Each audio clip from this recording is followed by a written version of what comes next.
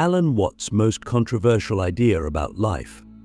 What if everything you've been told about life is wrong? What if the idea that life is a journey, with a destination, with goals to achieve, with milestones to reach was nothing more than an illusion?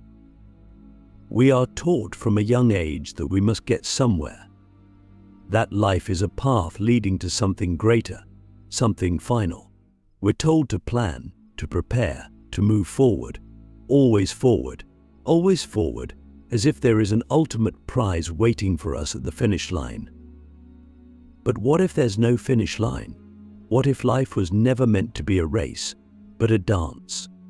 Alan Watts, one of the most brilliant and controversial philosophers of the 20th century, argued that life is not a journey, it was never meant to be a process of getting somewhere. And this idea, as simple as it sounds, is one of the most radical, most mind-altering concepts you could ever embrace. Because if life is not a journey, if there is no final destination, then all the pressure, all the stress, all the endless striving suddenly loses its grip on you. And that changes everything. Think about it. Since childhood, we are told that life works in stages. You go to school to get good grades. You get good grades to go to a good college. You go to a good college to get a good job. You get a good job to make good money.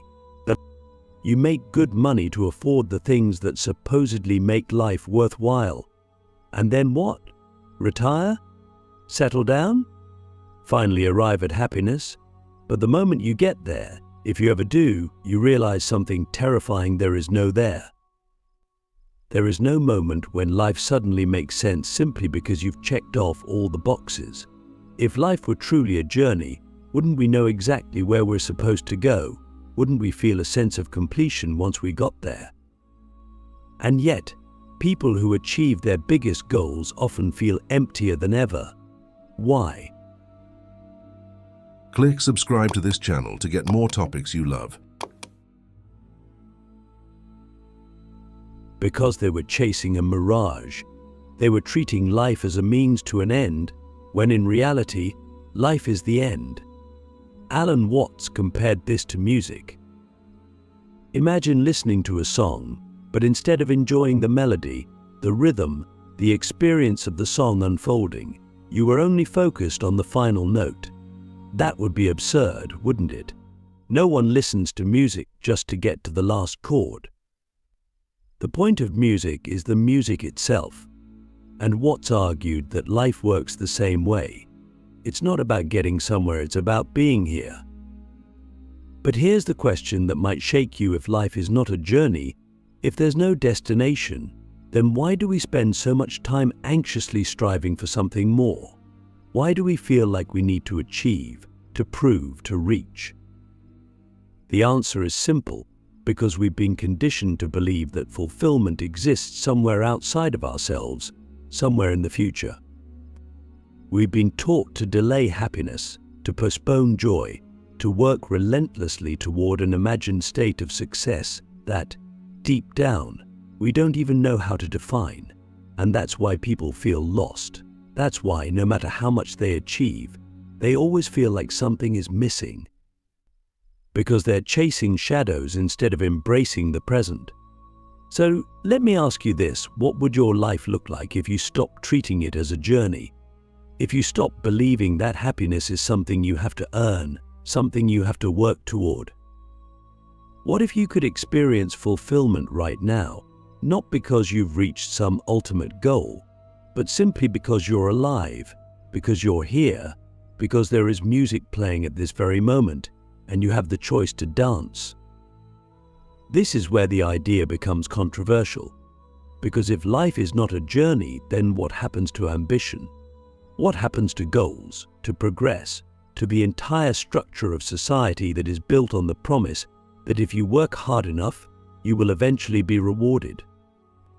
Watts wasn't saying that ambition is meaningless or that goals are pointless.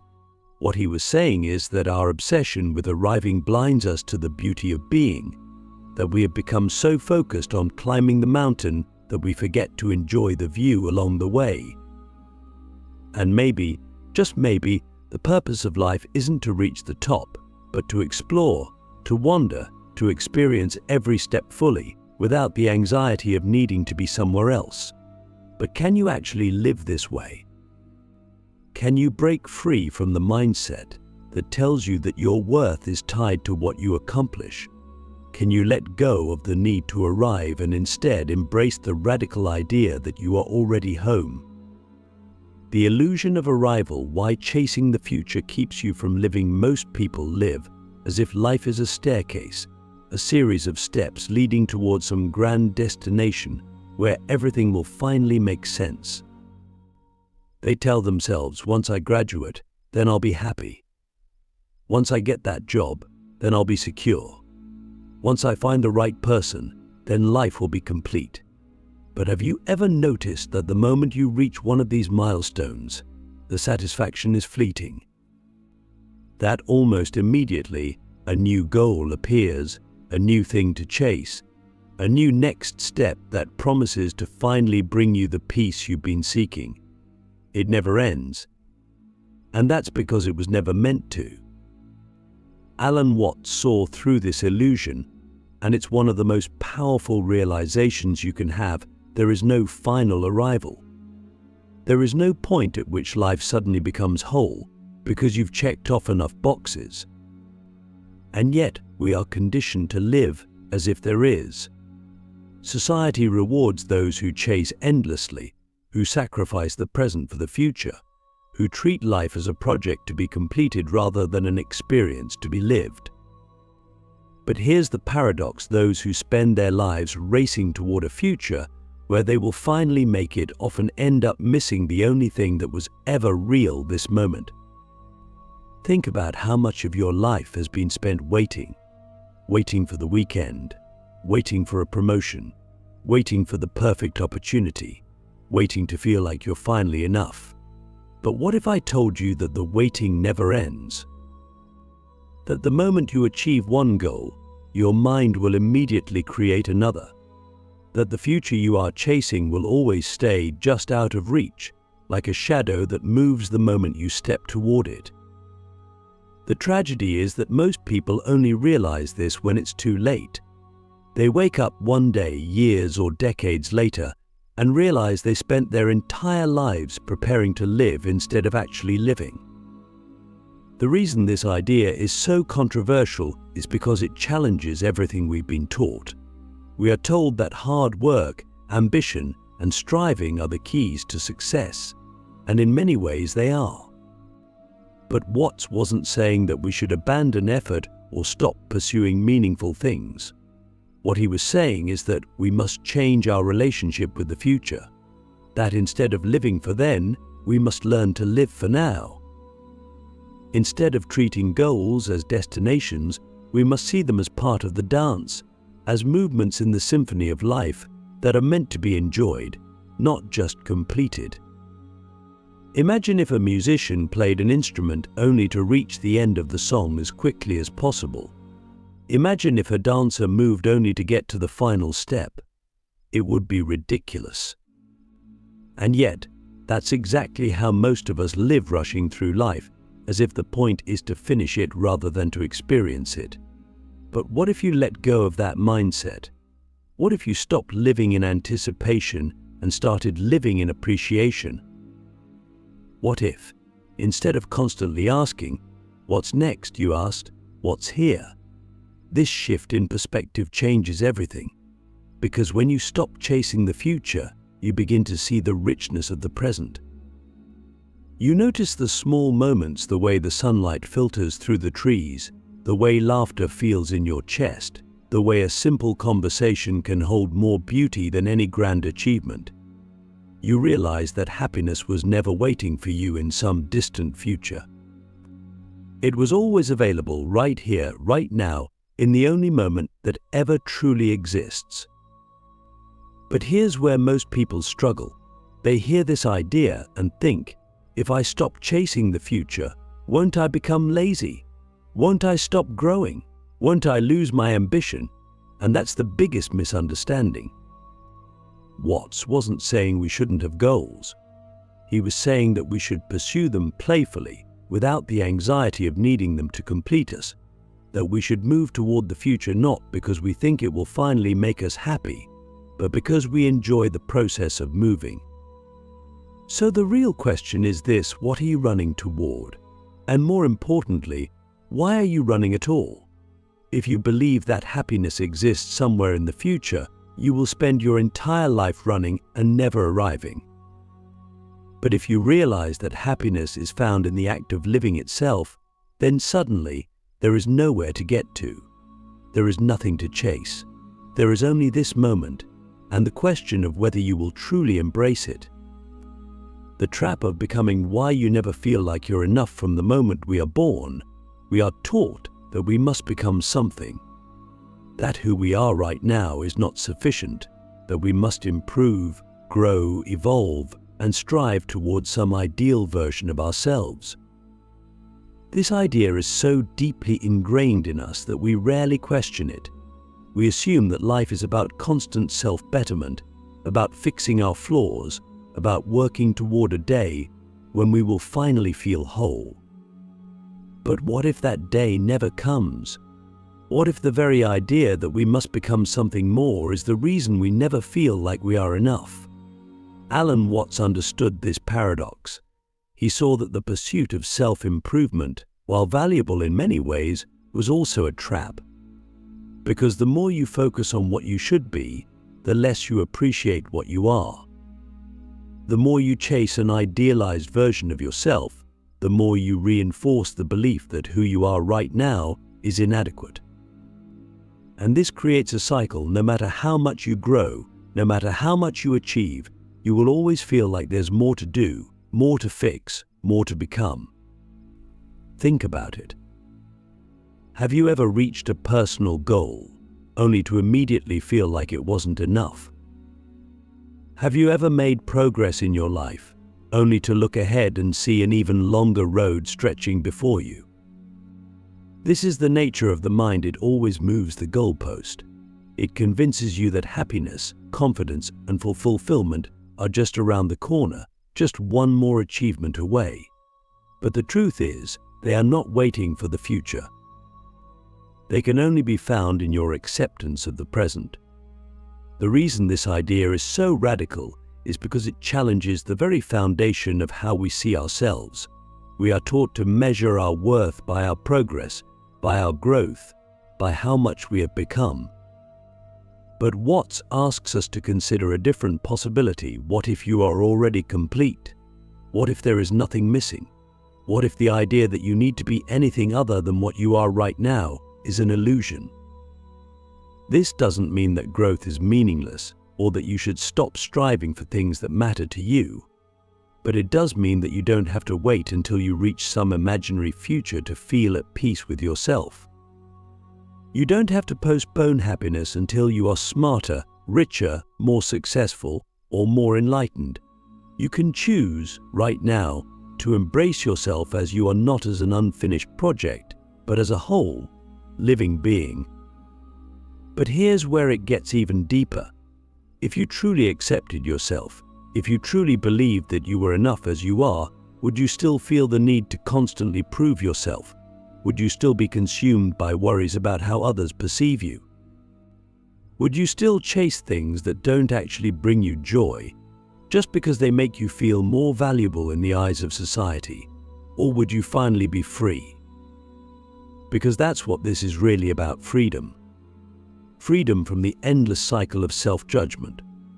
Freedom from the belief that your worth is tied to your achievements. Freedom from the exhausting need to always be something more. When you let go of the illusion of becoming, you step into a new way of living, one where you don't have to chase happiness, because you realize it was never something to be chased. It was always here, waiting for you to stop running and simply notice it. So let me ask you, what if nothing about you needed to change? What if, for just one moment, you stopped believing that you were lacking something? How would your life feel different? Would you finally breathe? Would you finally allow yourself to enjoy life without the constant pressure to improve? Would you finally feel free? The art of living why you were never meant to reach the end. If life is not a journey, if there is no final destination, if there is nothing missing from you, then what is the point of it all? This is the question that lingers in the minds of those who begin to see through the illusion. If we are not meant to chase the future, not meant to endlessly seek, not meant to become something greater, then what are we meant to do? The answer, as Alan Watts saw it, is both profound and unsettling in its simplicity. We are meant to live. Not to arrive, not to complete, not to win, just to live. But what does it mean to truly live? Most people exist in a perpetual state of waiting. Even when they are physically present, their minds are elsewhere, planning, remembering, worrying, hoping. They are always leaning forward, anticipating the next moment, preparing for what's to come. And in doing so, they miss what is actually happening.